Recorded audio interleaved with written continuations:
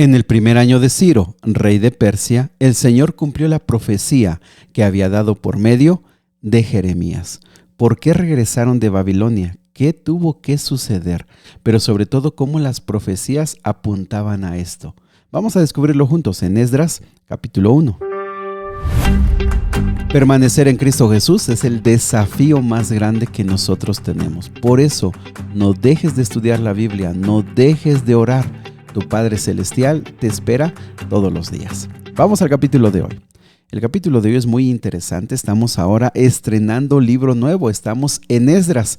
Y fíjate que ya hemos estudiado varios libros que nos completan la cronología bíblica. ¿Por qué? Bueno, por ejemplo, en Crónicas, ayer acabamos de estudiar cómo cayó el reino, cómo fueron llevados a Babilonia.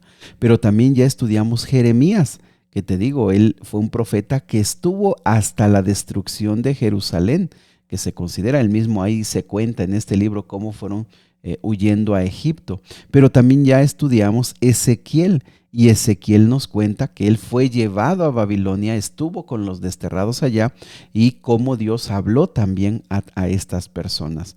Pero sabes, también ya estudiamos Lamentaciones, y Lamentaciones nos cuenta qué sucedió al ver la ciudad en llamas, al ver la destrucción. De veras, esos libros te llenan de profunda tristeza, cómo esta ciudad y el templo quedaron tan destruidos y también abandonados.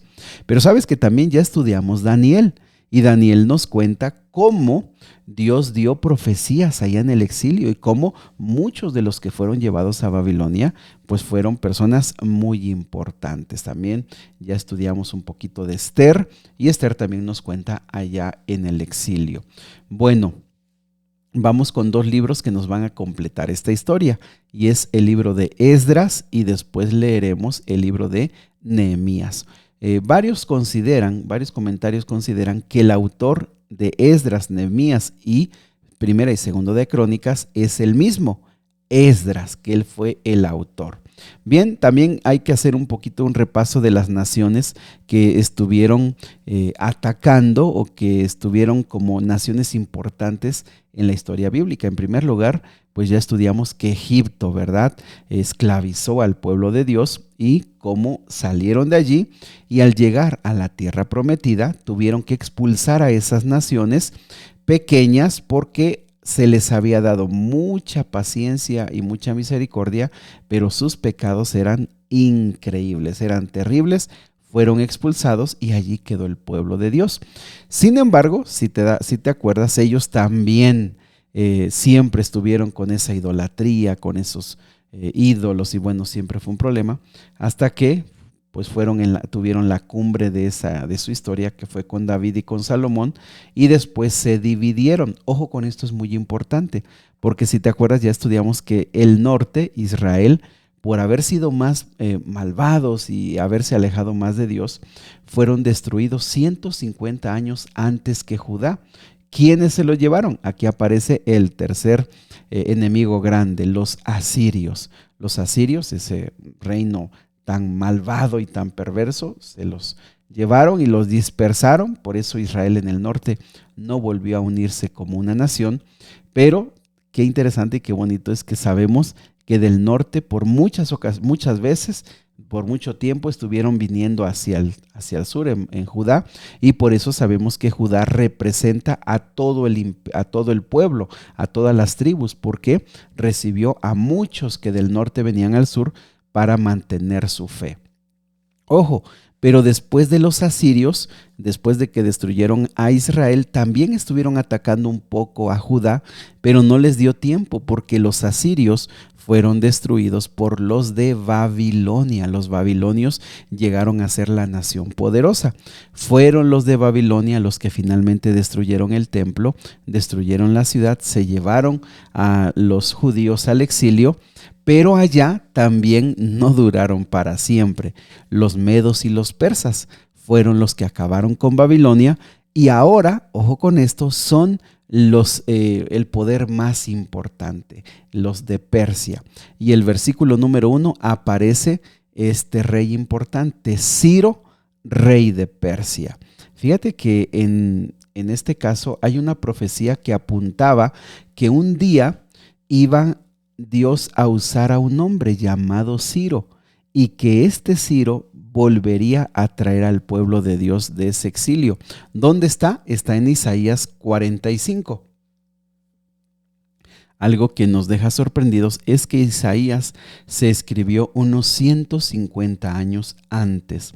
Isaías 45:1 es una de las pocas, me parece solamente 2 profecías, donde se dice a alguien por su nombre. Fíjate, si quieres leerlo, Isaías 45:1 dice: así dice Jehová a su ungido, a Ciro, el cual yo tomé por su mano derecha para sujetar naciones delante de él. Fíjate, eso es bien interesante, se le dice por nombre, y en Isaías 44, versículo número 28 también dice que Ciro es mi pastor y cumplirá todo lo que yo quiero, al decir a Jerusalén, serás edificada, y al templo serás fundado. Entonces, cuando leemos Esdras capítulo 1, versículo 1, que Ciro es el rey de Persia, lo único que podemos hacer es comprobar que 150 años o quizá hasta 200 años antes ya había una profecía que decía que vendría un hombre llamado Ciro, que sería el que volvería a levantar el templo y volvería a levantar la ciudad de Jerusalén. Pero fíjense, el versículo 1 también dice que cumplió la profecía que había dado por medio de Jeremías. Y es que Jeremías también profetizó algo. Podemos buscar en Jeremías capítulo 25, donde se menciona en el versículo número 10, dice: toda esta tierra será puesta en ruinas y en espanto, y servirán estas naciones al rey de Babilonia por 70 años. Entonces, en este primer versículo hay 2 profecías. La primera, Ciro, unos 150 o 200 años antes, estaba profetizado que él vendría y levantaría el templo y levantaría la ciudad. Pero también Jeremías había profetizado que el exilio en Babilonia solamente duraría 70 años. Así que, mis amigos, estas profecías que se dijeron y se cumplieron nos dan la certeza y la seguridad de que la palabra de Dios es la palabra inspirada, que es de Dios y que por eso se cumple. No importa cuántos años atrás se diga, cuántos años atrás se profetice, se va a cumplir. Y por eso decimos que si lo que se escribió se cumplió, también lo que ahora se escribe para el tiempo del fin, también se va a cumplir. También se va a hacer como Dios lo ha establecido. El versículo 1 también dice que Dios movió el corazón de Ciro a poner por escrito el siguiente edicto. Sí, Dios lo movió. Y aquí hay algo que debemos tener bien claro. Dios usa a personas paganas, Dios usa a personas buenas, Dios usa a personas malas, Dios usa a todos aquellos que Él requiera usar para cumplir sus propósitos. Eso es muy importante, nos debe de quedar claro. Nosotros solamente somos herramientas en sus manos, porque finalmente Dios lleva adelante su propósito y su voluntad. Claro que nosotros tenemos libre albedrío, claro que nosotros podemos tomar decisiones y muchas de ellas son a veces hasta en contra de lo que Dios quiere, pero lo que Dios va a establecer para hacerlo, lo va a hacer de una forma o de otra forma.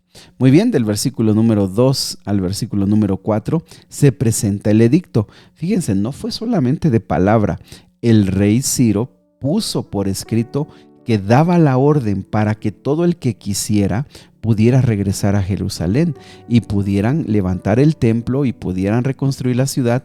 Y fíjate, no fue mucha gente, pero algo que sí sucedió es que después de haber estado 70 años, y ojo, es que es bien interesante porque Jeremías y Ezequiel decían: vayan allá, vayan a Babilonia, Dios les va a prosperar. Muchos prosperaron. Muchos les fue muy bien en Babilonia, así que no querían regresar porque tenían sus vidas hechas. Así que los que regresaron no fueron tantos, pero sí les dieron bastantes recursos para sus gastos, para el traslado, pero también les dieron plata, oro, provisiones para el viaje, animales y ofrendas voluntarias para el templo. Esto está en el versículo número 4. Y es que así es, hay mucha gente que pues no quiere incomodarse, pero ayuda, y a veces eso también es de beneficio para que los proyectos de Dios se puedan cumplir. El versículo número 6 dice que fue Dios el que movió el corazón de los sacerdotes, levitas, jefes de tribus de Judá y de Benjamín, porque esos eran la región de Judá, para que fueran a Jerusalén a reconstruir el templo. Por eso decíamos que el libro de Crónicas fue para gente que se atrevió, que regresó y dijo, vamos a levantar esta ciudad.